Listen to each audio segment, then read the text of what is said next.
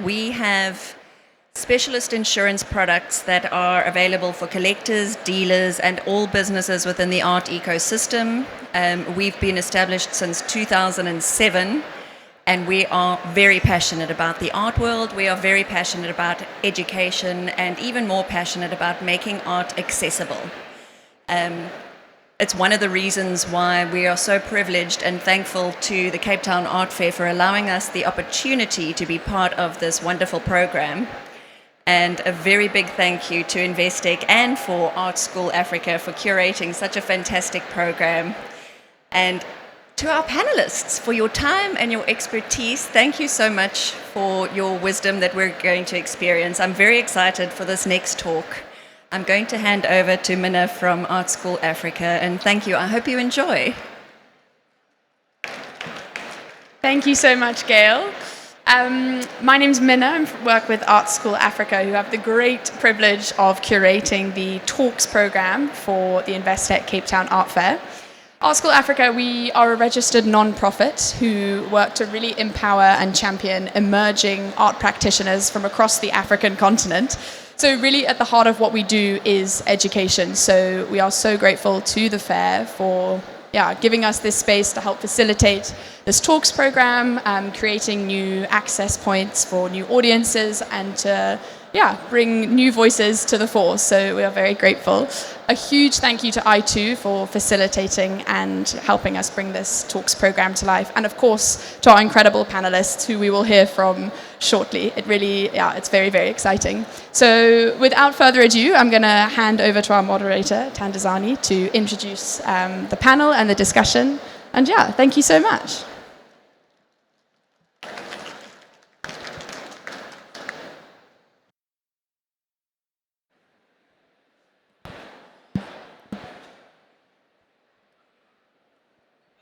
Hi, can you hear me? Oh, okay, there we go. Good afternoon, everyone. Thank you so much for coming. We decided not to go into long bios for the sake of time, because we want to dive straight into everyone's practice. But very quickly, we have on this panel, I'm Thandazani Dlakama, curator of Global Africa at the Royal Ontario Museum in Toronto. On my left, we have Zora Opuku, who is an artist currently showing at Zeitz-Marker, artist of Ghanaian and German heritage. Manyaku Mashilo, a local artist who's also showing a few rows away, amazing solo booth. And Kanyisile Mbongwa, local curator, well, not so local anymore, but she'll tell us more about that. A phenomenal international curator. So can we give them a round of applause? All for their phenomenal work.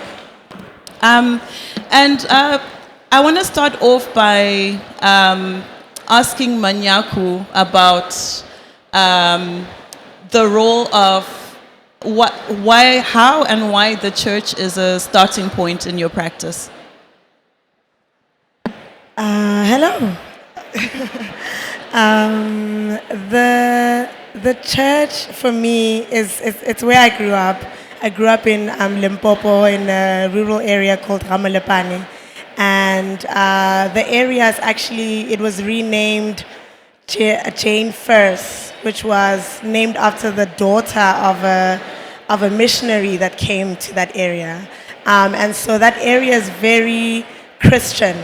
In the way that it was interrupted by the missionaries and by apartheid and colonialism and all the things. And so we grew up Christian, but in a very rural setting and with a lot of traditional methods that were taught. So there was this duality of having my grandmother be a spiritual healer, and then also her at the church, helping the church with things of prophecy and telling things like that for the church. So my work is really grounded in honoring my grandmothers first and foremost, because of the kind of way that they raised us and the kind of practices that they introduced into our families and the way they were helping the community. But it's also a way for me to kind of make sense of this dual identity of being Christian, and then also how my grandmothers were practicing. So this is how. Did I answer that? Good. Yeah, beautifully. Thank you. Well, actually, can you expand a little bit on the idea of the duality for those who may not be familiar with your practice? So I went to a church called ZCC. I'm sure many people are aware of it. And ZCC is the predominant church in Limpopo. It is I think it has like over 6 million members. And so it is a great meeting on this mountain called Moria, which happens annually. And this is sort of where all our practices are then put to use for all sorts of things. I remember growing up, just the preparation for that kind of pilgrimage, and I think it is a pilgrimage because it literally feels like it looks like it as everybody is heading towards the mountain. This sort of like queuing and this just this intention and urgency to get to this mountain, to be able to pray, to be able to do the things they need to do in order to heal themselves, and then being able to come back into the world as fuller people. So the church is called Zion Christian Church. It is under the veil of Christianity, but when I tell you the choirs and the band and the uniform and the and everything that happens on that mountain has everything to do with our indigenous practice systems and those that I learned from my mother. So I think when I speak about these dualities, I have this story where every Easter when we do go to Moria, at school in Pretoria, all my friends were like, oh my God, we're gonna get Easter eggs and we're gonna this and this and that.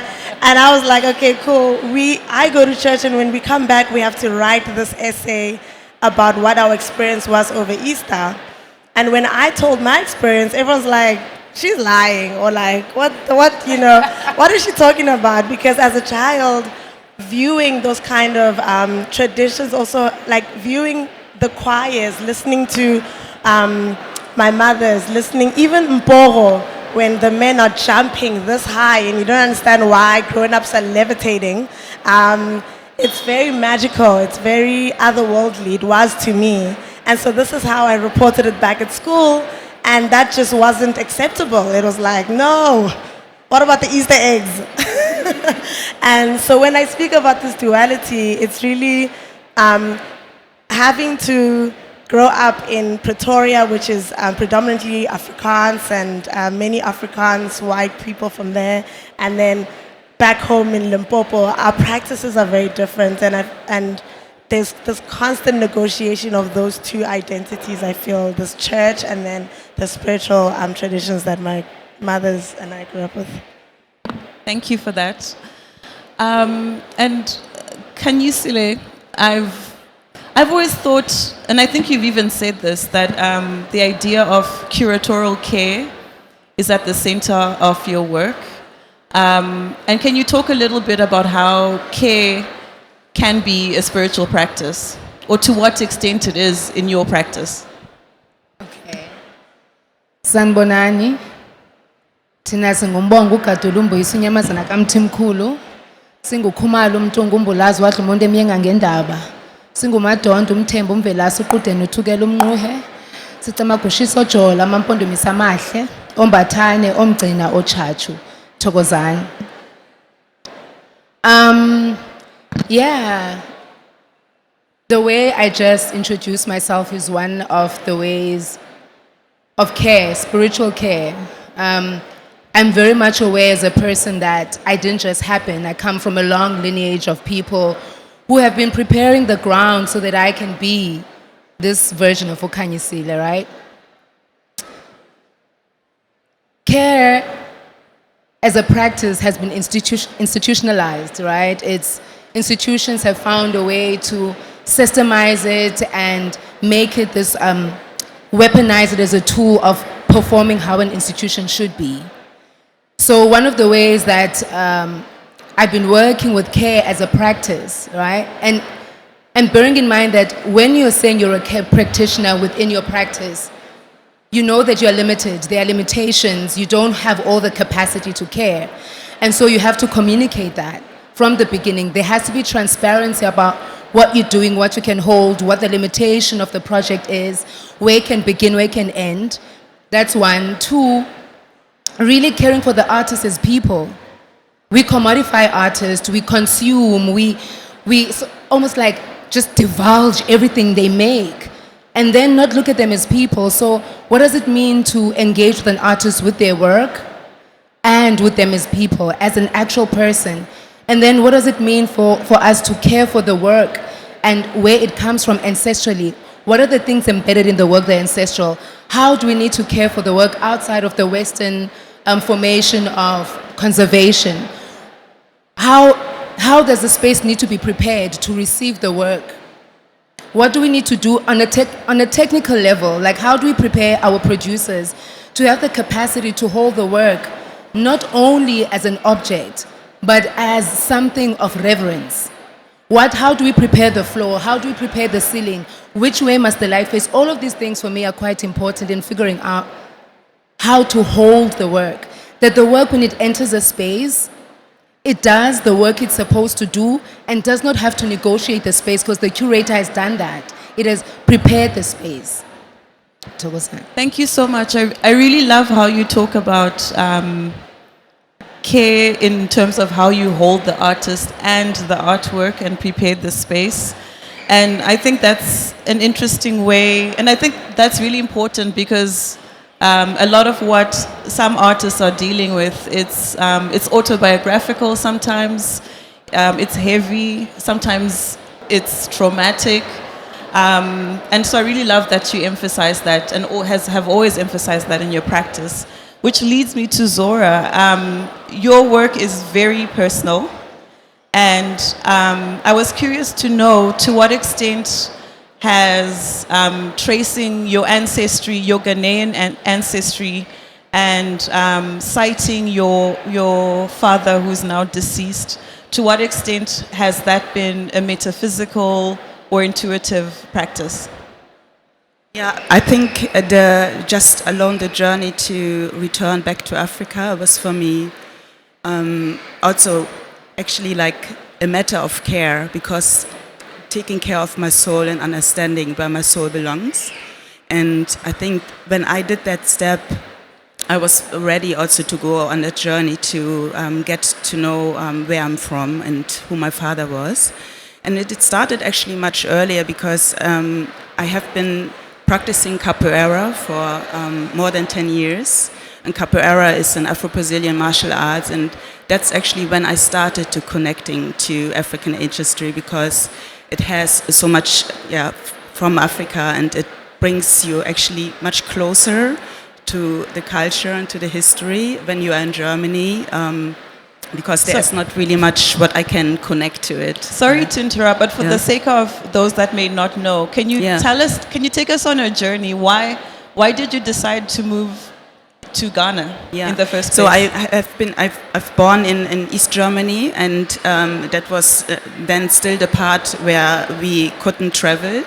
And so my dad was not able to stay and had to go back to Ghana. So I grew up also without my father. And when I met him for the first time in Ghana in 2003, then he also unfortunately passed. So it was not really a connecting to him, it was rather a connecting through Africa, through Ghana to him. And so for me, I didn't really understand African culture until I started to actually get to know it myself, or to introduce it to myself. Because East Germany, I was like pretty much the only black person in my city. Yeah. So, and capoeira was very early, also still when I was studying, a part of bringing something to me what felt natural, what felt African, and what felt really like rooting myself into the music and the rhythm of drums, the sound of the berimbau, which is it's a self-built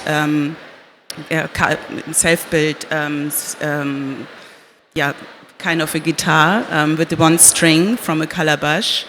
and playing this instrument. It's like a repetitive practice where you actually call the spirits to join the circle of playing the martial arts. So that's how I actually started to understand what it means to be African and to really listen and to be grounded in that practice.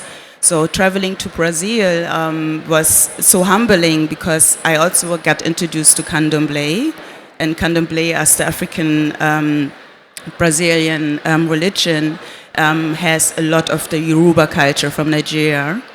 And when I came back to Ghana and traveled also to Nigeria, traveled to Benin, it was much easier for me also to digest what I have seen filtered outside of Africa.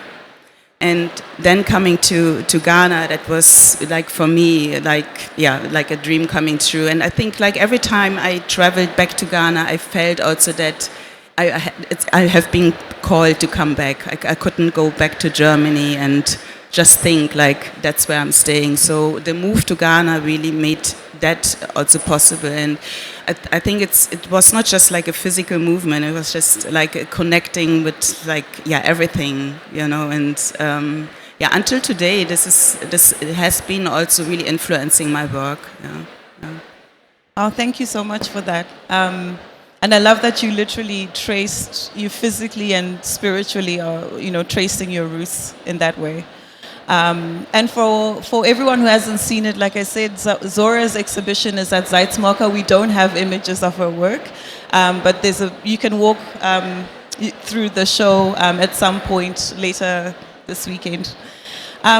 Going back to Kanyisile, I think you once said that curating is a very violent process. What did you mean by that? Can you elaborate? We inherit curating, right? The history of the practice itself, curating, is very much attached to colonial practice, to colonial violence. One of the first exhibitions that happened, was exhibiting black people as part of the animal kingdom, right? And also the looting of objects and objects being displaced, not only in terms of geography, but being displaced in how they're taken care of, being displaced in how they're displayed. So what happens when a black child, in Africa wants to do this thing, that knows how to not only violate, but continue the violence, right? In museum culture, in museum practice, in gallery practice, how do you then become a curator? And for me, it was like quite important to be very clear with what I'm inheriting, that there's an inheritance. When I speak of inheritance, it is not only to inheriting the good things, it means to inherit all of it, in its complexity, in its nuance. And curating is a violent practice. It's very extractive, how we visit artist studios and just take and never credit artists for how they inform our ideas or how they influence how we've shifted or pivoted our practices. And so how do you curate otherwise? And so this is where I've been. And for me, it speaks to the topic here. Intuition is one of those ways, right? But intuition needs someone who is in deep practice of listening. We are not socialized to listen. None of us are socialized to listen. We are socialized to speak. Everything we are taught as children is just like, you need to speak up for yourself. You need to stand up. You need to do this. But then if we're all speaking, then who is listening? So the practice of listening for me is that, like having to listen not only with our ears, but with our bodies, taking off your shoes and walking on the land barefoot, like listening to the person who's speaking. When the artist speaks to me, is to listen to the artist and not assume I know because I'm a curator. So every room I enter, particularly when I'm in an artist studio, I enter as an unknowing person. That I need to remain open and curious. For me, that's what curating is. This is how I'm entering curating when I've taken the inheritance and do other things with it. Otherwise, make it nimble. In the same way, I have to make English as this violent language that moves around my mouth, how to make it nimble, how to make it do other things. This is why we have patois, right? Like all this colonial violence, all this this inheritance that we continue to find ways to make it do other things, to make it nimble. And so for me, yeah, but it remains a deeply, deeply violent practice.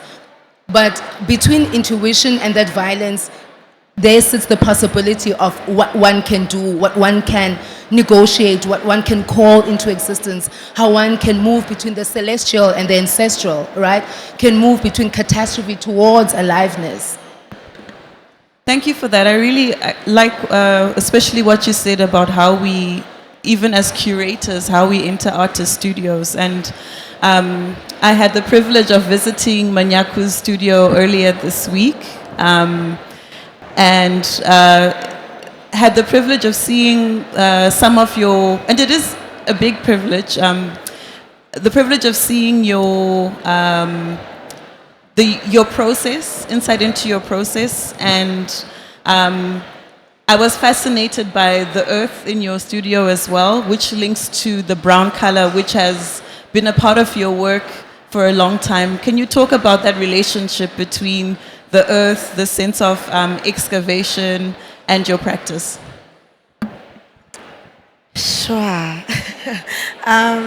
So the earth is really important to me, and I think the deeper I get into my practice, and then also trying to understand where that intuition comes from, is I grew up, my grandmother's house was on a mountain, or around, there was several mountains around her house. The church was on a mountain. There's this recurring pattern of just being surrounded by earth.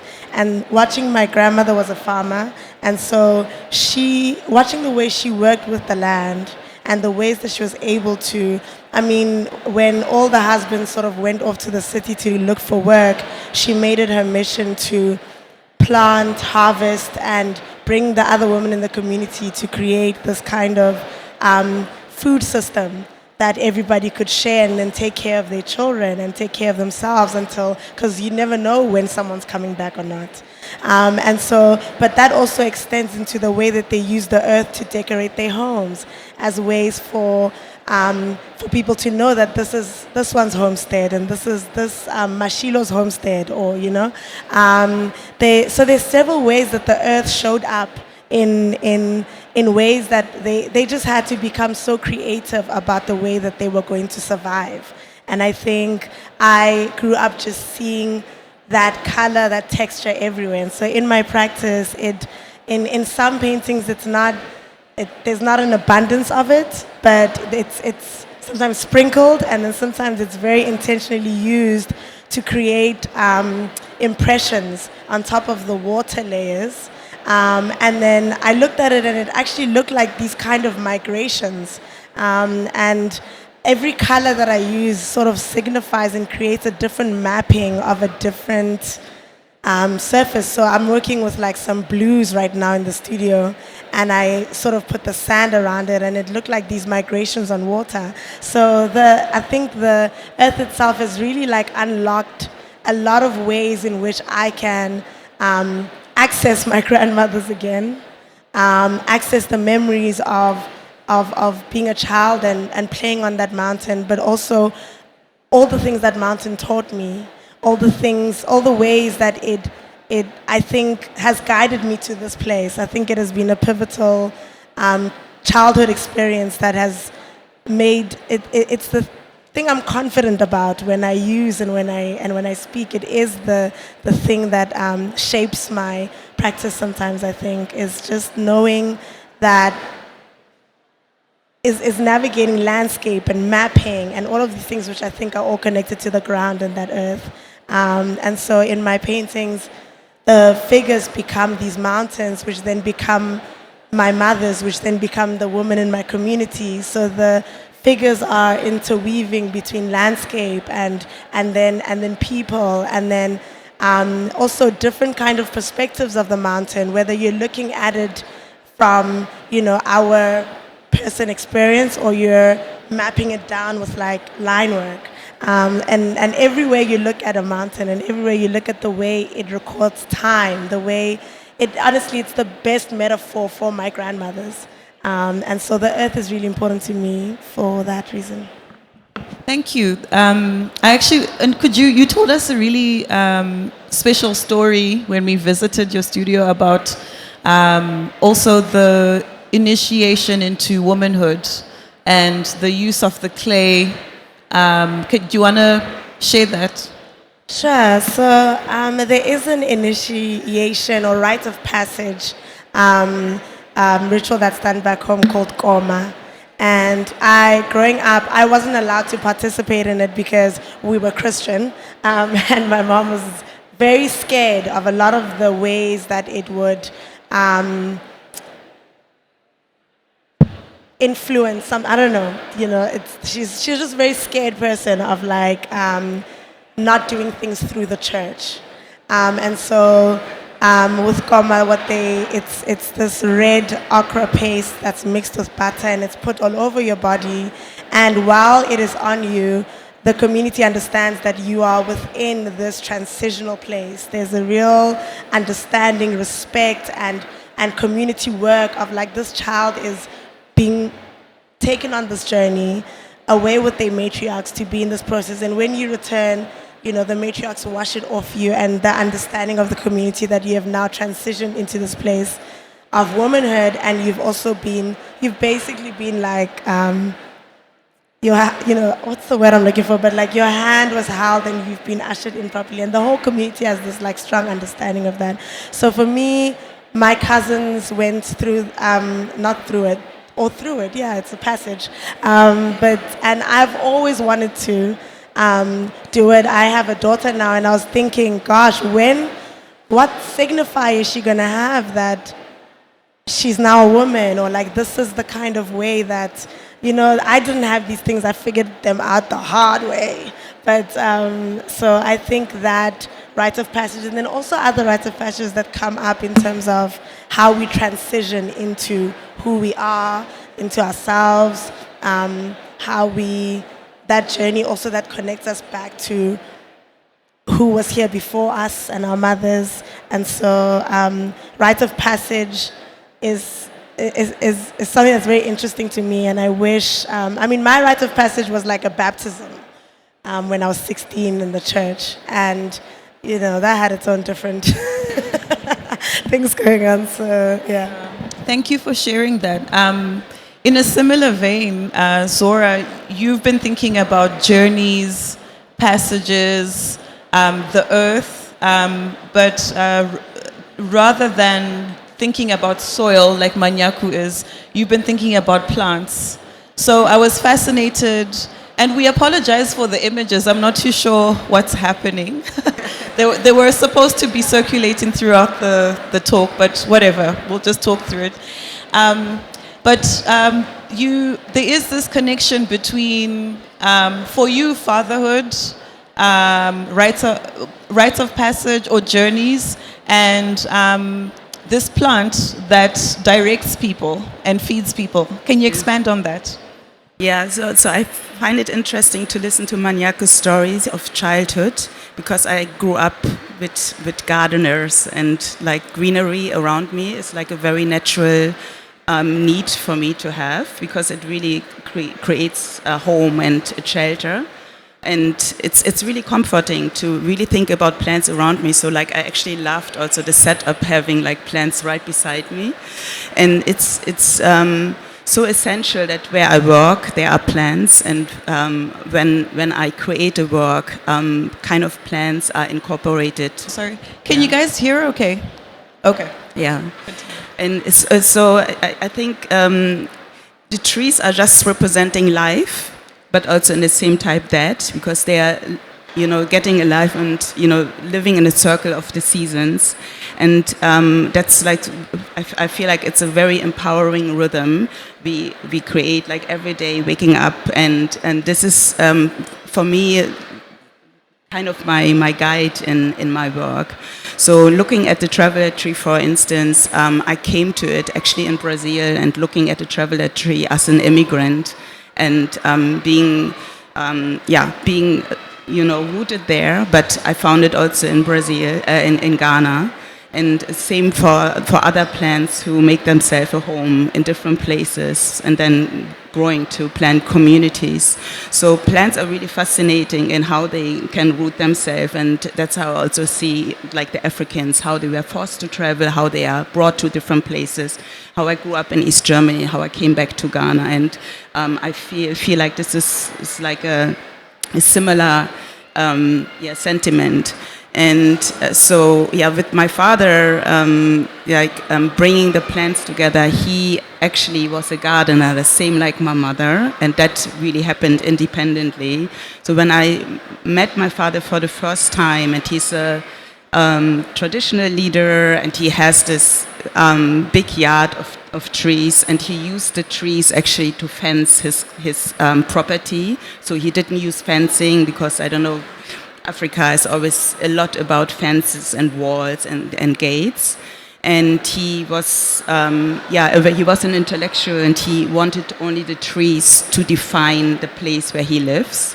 So when I visited his place for the first time, that was like for me, like what really stand out, and what I also took with me. Plus also being very holistic with plants and always looking at them as a healing practice, and using them as a daily kind of intake to also heal myself. Since I was sick especially, I see plants from my mother's garden always, they're always having also a use. And Ghana is so fascinating because once you really tap into the practice of natural healers and herbalists, there is so much that you don't need any pharmacy. But the same like Christianity, like all these Western concepts of ideas, of beliefs and practices take over, and we start to forget. So the practice for me also to go back there and look into sacred groves, look into natural healers, that is also part of my living. And it's really important to actually have my work always being entangled with plants. Thank you so much. And it's interesting that in both your practices, Manyaku and Zora, fabric plays a big part. And I know you had a fashion background. I'd love for you to speak about that. We're just fashion girlies. You also had a fashion background. Can you talk about the use of fabric in your practice? Or actually cloth? Because I think even in your paintings, even when you're not... Can you expand on that? So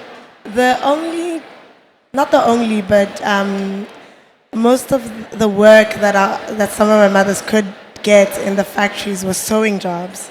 And so even after matric, when everyone was trying to figure out what I'm going to do, everyone was like, of course she's going to go do fashion design, or she must just learn how to sew and she'll be fine.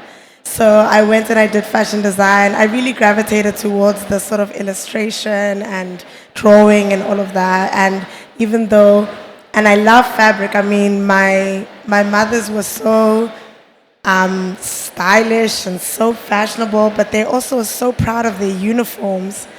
So much that the uniform is ironed and hung on the wall, like how you'd hang a painting.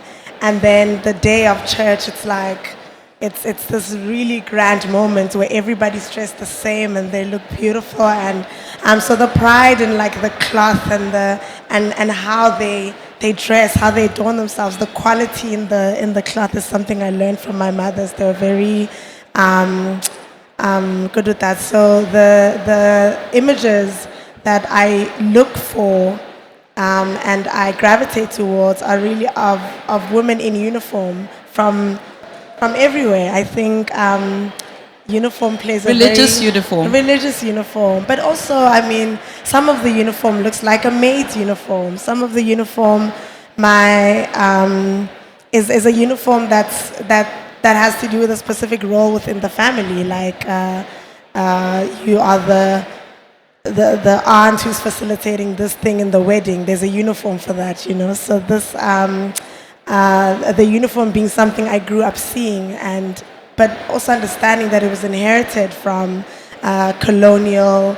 A place like the uniforms that you see that they have, it's borrowed from it's like a Scottish. I've seen like some Scotland in there. There's some, so. And as much as it belongs to them, I think there's a new vernacular around it because of what it meant for my mothers and how they've put that pride and that lineage in. So that's how fabric is important to me. I think it's a huge signifier of who you are. I think that's why I gravitate. I love fashion design as well because I think it says a lot about who you want to be perceived as, or like what your role is. Sorry, that was a long speech. Okay.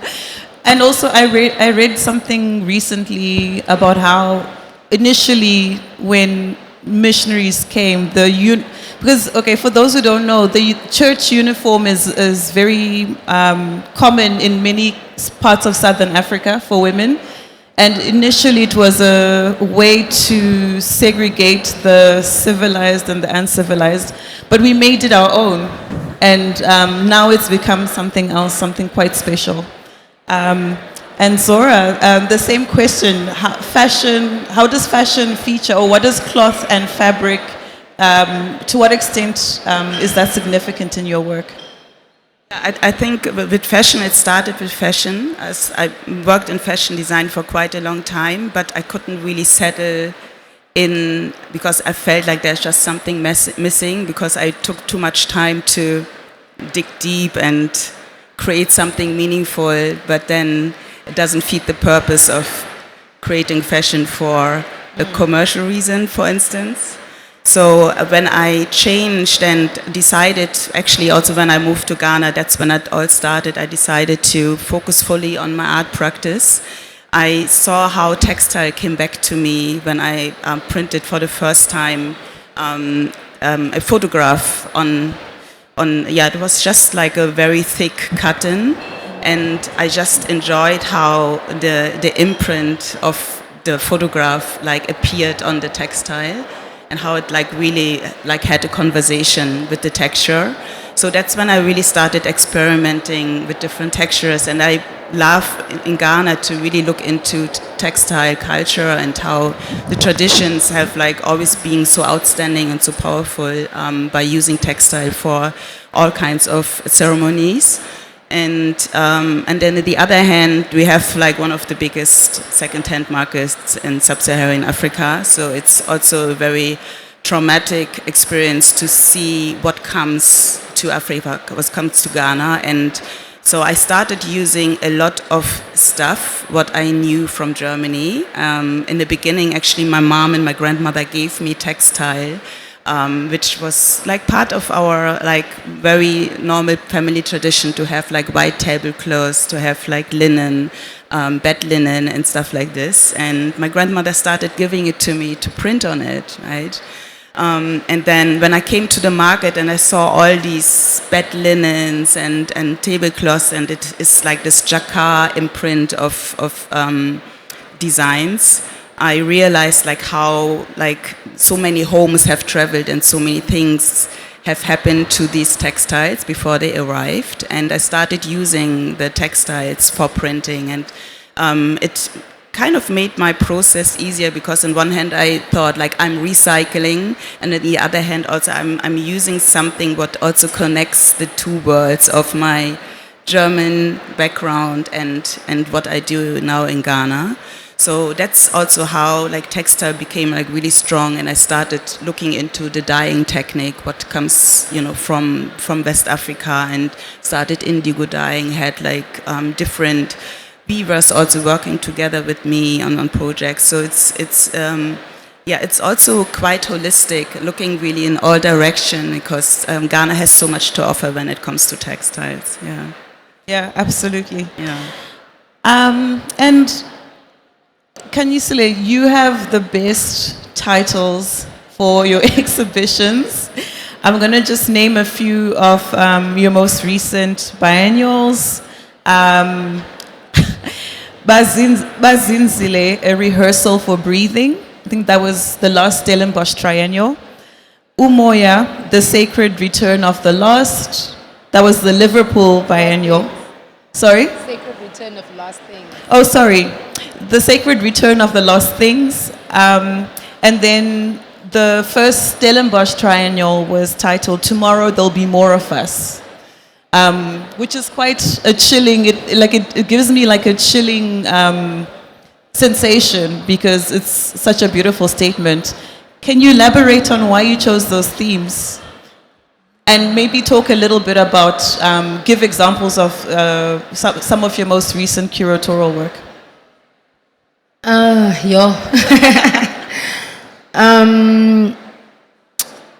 Ngokwesintu sithi umlomo uyadala, you know. To utter things is to create. I have a very sensitive relationship with words. I come from a tradition, like many African people, where being named is a ritual and you exist in the practice of your name. And so my name is Kanyisile, right? Which means the one who brings light. This is what my people are calling me into, and I have to decide if I'm going to step into the practice of what that means. My surname is Mbongwa. The late Ko had shared this voice note that in her mother tongue, it's called Dibongo. And Dibongo means those who care, those who nurture, who hold space.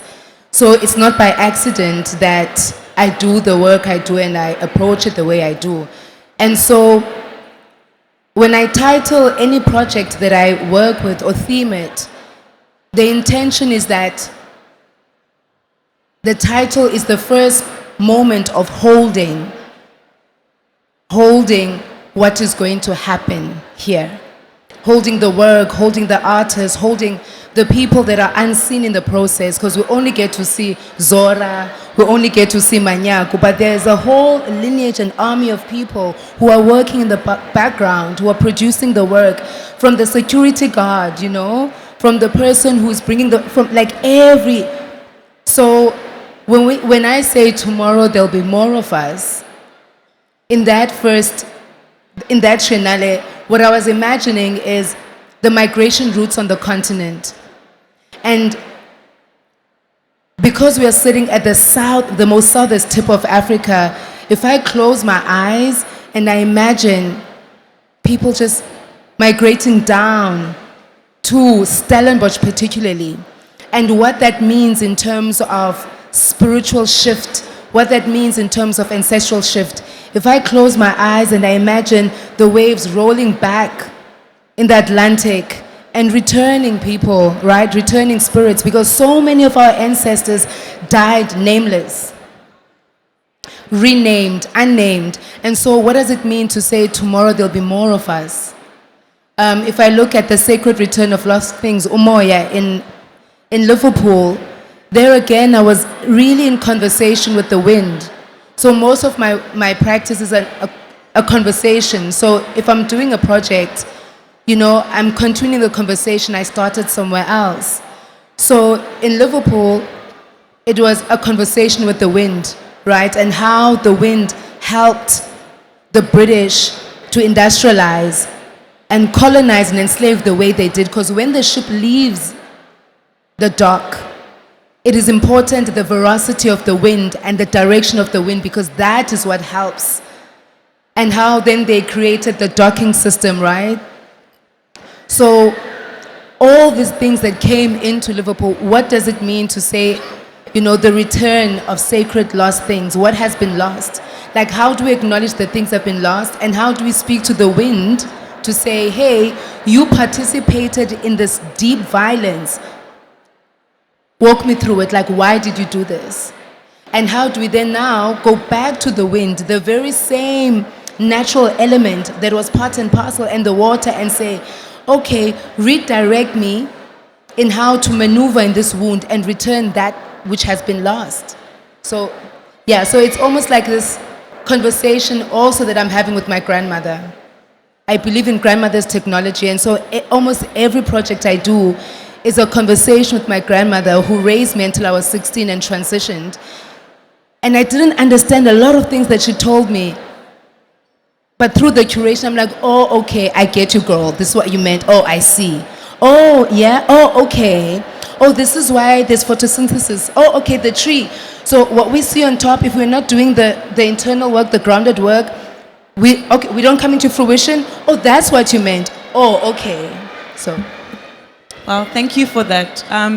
I have so many more questions, and I also know you guys have questions for each other, but I'm cognizant of time, and I want to open it up to the audience. Yeah, so if there are any questions, there's a roving mic, so please raise your hand, and we'll give it to you. There's a hand over here, Mina.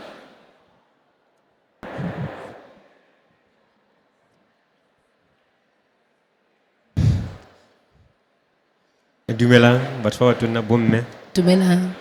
I have a question for both Manyaku and Kanyisi. First to Manyaku. You said in where you left Kolimpopo, when the men would leave to go to the mines, as a lot of Southern Africans did from Lesotho and so on, the mothers and the women would be left to tend and grow and create a system that keeps them alive. I feel, I want to ask you, when you moved from there to here, have you felt a way that that community needs to be created around you as an artist so that you must be able to sustain yourself without feeling a certain loneliness or singularity that now you can't do what you want to because you don't have the access of strength of people around you to help you to breathe and move the way you want to, you know, because I feel that type of loneliness sometimes, because I'm from the Free State and I came here and I feel like a raisin in a rice bowl, and I feel it would be so good to meet other artists and go, these are the things that I'm facing. So as a person who experienced that and saw that your grandmothers and mothers were doing it, have you said to yourself it needs to happen, or what do you think should happen for artists like yourself and me? Thank you for your question, Atang. You know, I think watching my mothers in community like that has really created something in me that I'm not. I mean, I have home that is my grandmother's home, but wherever I go, I'm very intentional about creating community.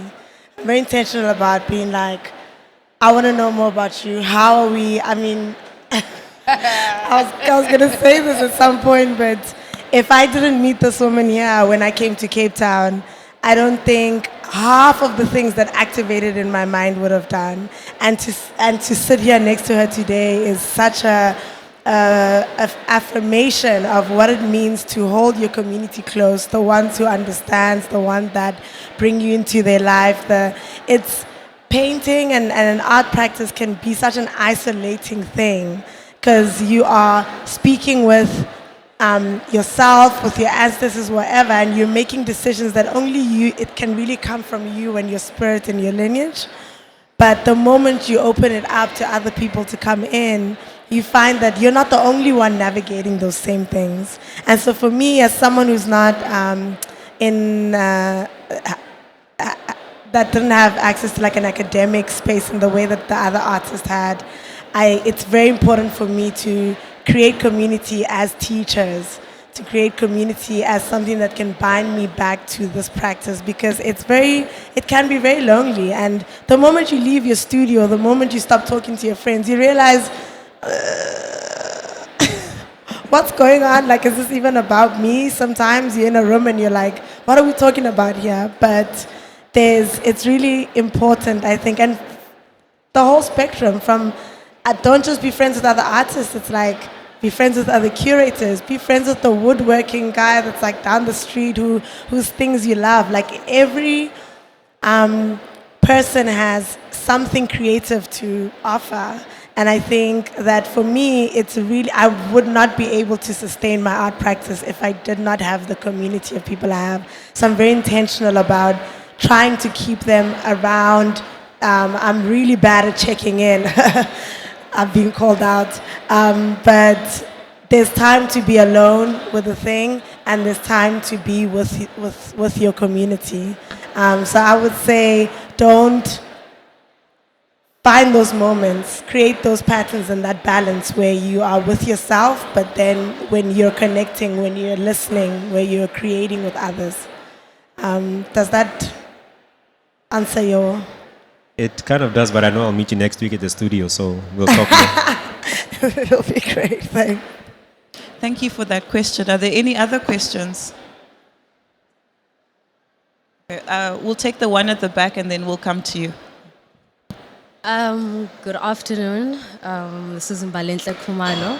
Sorry, can I ask you to speak up? We're struggling to hear up here on the stage. Okay, sorry. Yeah, no, it's okay. Good day. My name is Mbalenhle Khumalo.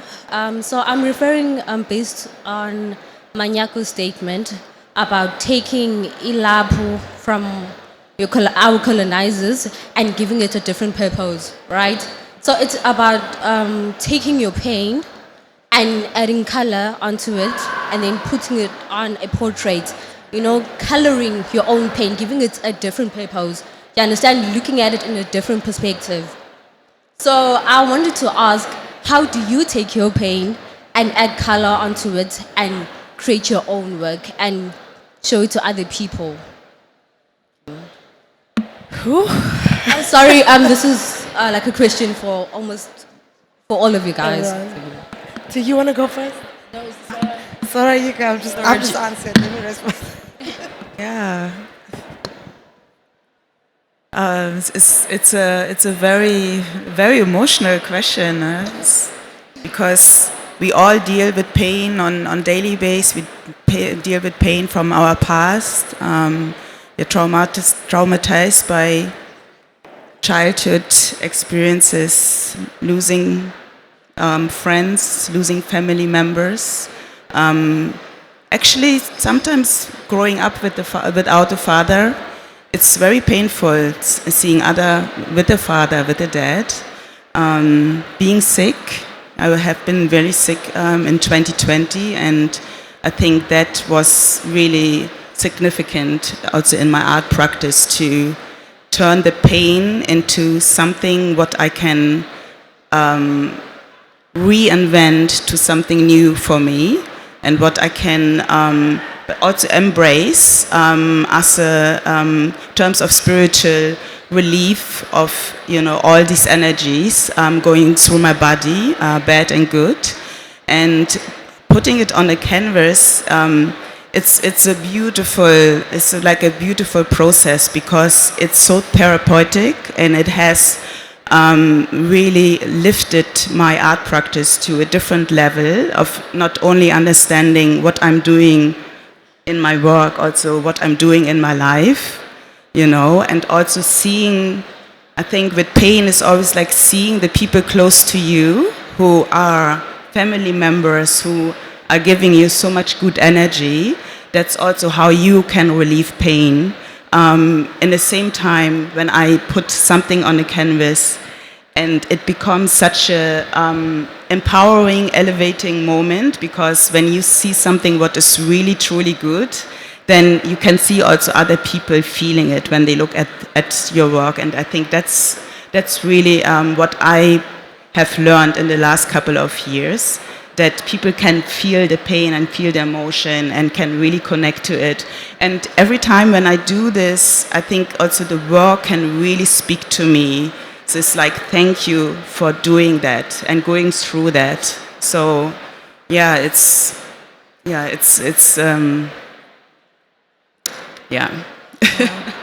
Thank you for sharing that with us. Yeah.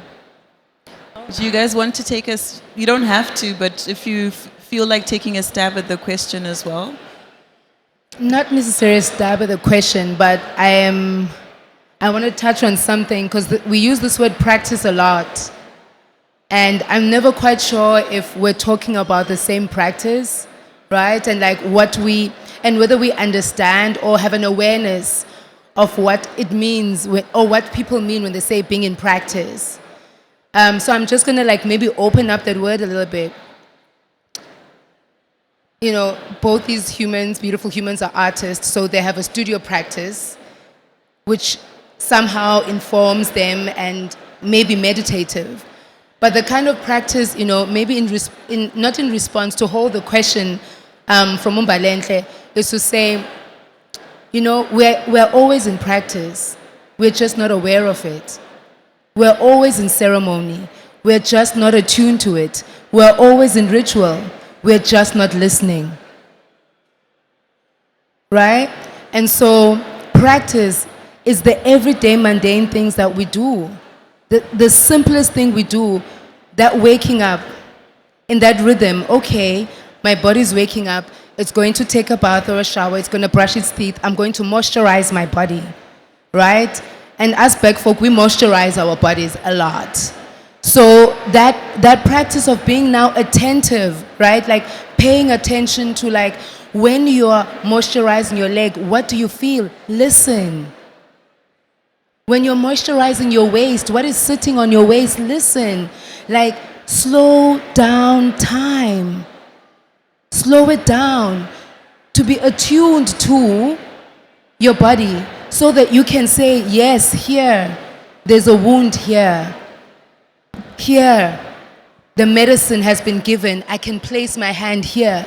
But when we are constantly moving like we're chasing ourselves, right? Like my good friend Omo, who's here, we're talking about exercise. I'm a person who likes exercise. I've been very sick, the last year, and I can't exercise. I love lifting weights. And we're talking about exercise as, everyone's like it's a health thing, but how we run away from ourselves through exercise. So my body was saying, hi, you look good, but slow down. You're not listening. Slow down. When you moisturize, slow down. And so what does it mean to drink water and listen to how the water travels inside of you? What is being cleansed? When you're eating, what is happening? Where is the food traveling? Right? Now we're looking at the body internally. Now, if we take that and we move it to the spirit, how do we moisturize our spirits? What do we need to do to attune to ourselves spiritually? Then what does it mean when we want to connect on an ancestral and celestial level? Because these are the two spaces that have been disrupted, disturbed. So from moisturizing and really slowing down, this is being in practice. So also Atang, to hold your question to Manyaku, right? Like you're already community because you are coming from a lineage of people. It is no coincidence or mistake you find yourself in Cape Town. Your people wanted you here. If you listen constantly, and listening is a constant thing, you don't listen once. Ancestral listening, forensic listening, and forensic listening is to really open up your body. Your ears, your eyes, your nose is listening, your lips, how things taste in your palate, so that you can be like, I don't like how those words taste to me. I'm going to pause this person and be like, hey, check, why are you not registering that I'm also here? Practice. To be in practice in your everyday life, in the mundane things of I'm going to take a taxi. What is that practice like? What does that give you? What does it take from you? Yeah, so Anna. Thank you. Thank you so much. Yeah, let's clap. Thank you. Thank you so much, Kanyisile and Zora. Do you want to respond? We do have one more question, but also I know Mina's looking at me, telling me to wrap up. Sorry, I'm thinking if you guys have time for maybe some more questions after, we could sort of formally wrap up, but stay behind and you guys can chat and engage further, if that's okay. Can we just take the one question? Yeah. Okay. And you guys can respond quickly. Hi, first of all, my name is Kanyisa Butelezi, and I actually have a question for you, because you're talking about your ancestors, yes, Kanyisile, yes, you. You're talking about how your name gives you purpose, and I also believe in that, and also I take great pride in my ancestry and the fact that my ancestors didn't get the opportunity to be an artist freely because of the time that they were in and the privilege I have now. So how do I, as young as I am, sustainably step into my purpose Because I tend to care, but sometimes I care a bit too much and then get hurt because of that. So like, how do I sustainably step into my purpose and not give up? I know you're talking about listening as well, listening to yourself, but I've found myself now, it's more difficult to hear God speaking to me, if I'm being honest. So what would you do? What would I do?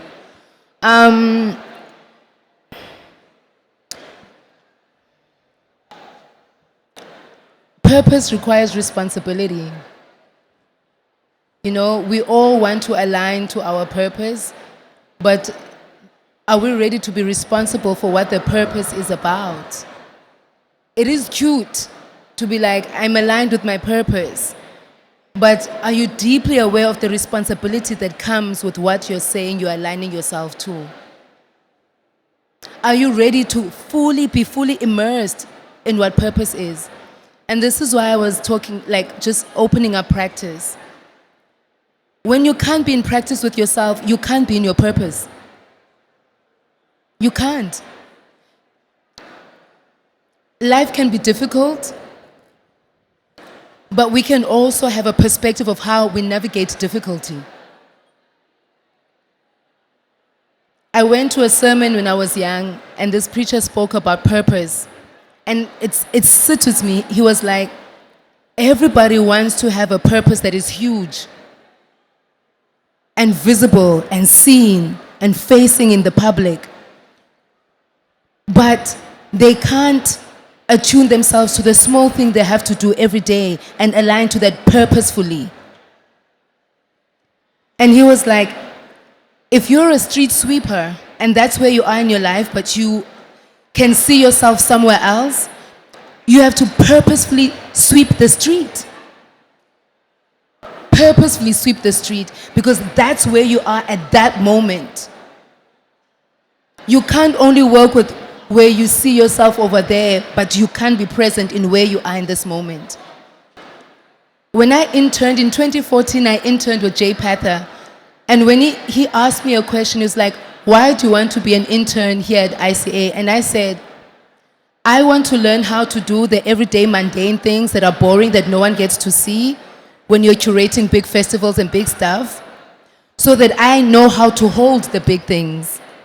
But it is hard to hold the big thing when you don't know how to hold the everyday mundane things that no one is going to clap for, no one's going to see, no one actually even cares that you did that. You have to be able to do that. The thing that is like, no one will never know how much energy you put into that thing for it to be that big. The mundane things. Purpose. Purpose is not the thing that is big and magnified and seen by everyone. It is to do the thing purposefully.